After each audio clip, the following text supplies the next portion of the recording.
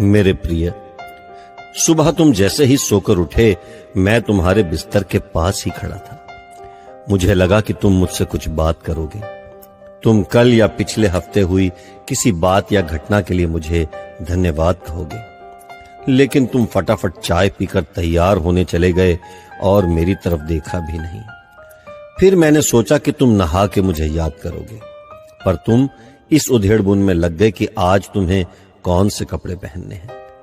फिर जब तुमने ऑफिस जाने के लिए ट्रेन पकड़ी तो मैं समझा कि इस खाली समय का उपयोग तुम मुझसे बातचीत करने में करोगे, पर तुमने थोड़ी देर पेपर पढ़ा और फिर खेलने लग गए अपने मोबाइल से, और मैं खड़ा का खड़ा ही रह गया।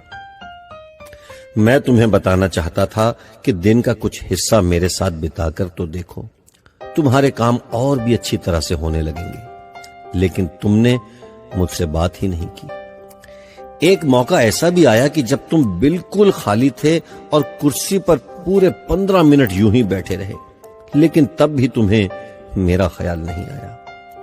दोपहर के खाने के वक्त जब तुम इधर उधर देख रहे थे तो भी मुझे लगा कि खाना खाने से पहले तुम एक पल के लिए मेरे बारे में सोचोगे, लेकिन यह भी नहीं हुआ।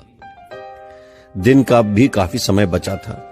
मुझे लगा कि शायद इस बचे समय में हमारी कुछ बातचीत हो जाएगी, लेकिन घर पहुंचने के बाद तुम रोजमर्रा के कामों में व्यस्त हो गए, और जब वो काम निबट गए तो तुमने टीवी खोल लिया और घंटों तक टीवी देखते रहे। देर रात थक कर तुम बिस्तर पर सो गए।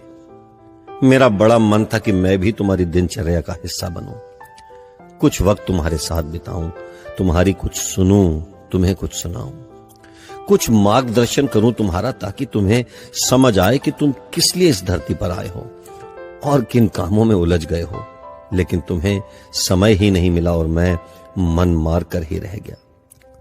मैं तुमसे बहुत प्यार करता हूं, हर रोज इस बात का इंतजार करता हूं कि तुम मेरा ध्यान करोगे और अपनी छोटी छोटी खुशियों के लिए मेरा शुक्रिया करोगे। पर तुम तभी आते हो जब तुम्हें कुछ चाहिए होता है। तुम जल्दी में आते हो और अपनी मांगे मेरे आगे रखकर चले जाते हो। और मजे की बात तो यह है कि इस प्रक्रिया में तुम मेरी तरफ देखते भी नहीं। खैर, कोई बात नहीं, हो सकता है कल तुम्हें मेरी याद आ जाए। ऐसा मुझे विश्वास है और मुझे तुमसे प्यार है। आखिरकार मेरा दूसरा नाम प्यार ही तो है। तुम्हारा यीशु मसीह।